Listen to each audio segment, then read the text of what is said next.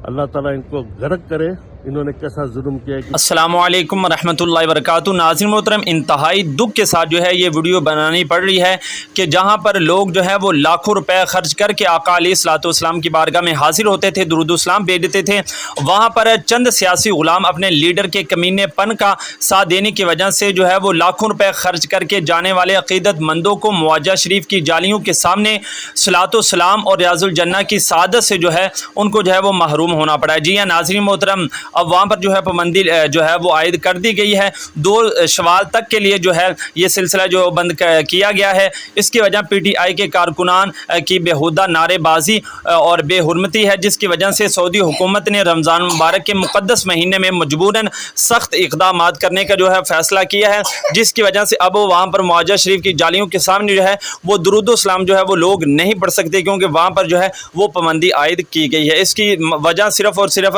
اپنے لیڈر کی غلامی کے اندر جو جناب انہوں نے مدینہ منورہ کی بے حرمتی کی ہے وہی ہوئی ہے، وہی وجہ بنی ہے۔ ناظرین محترم، آپ کے سامنے اب وہ مناظر رکھتے ہیں کہ جہاں پر یہ جو ہے پابندی عائد کی گئی ہے۔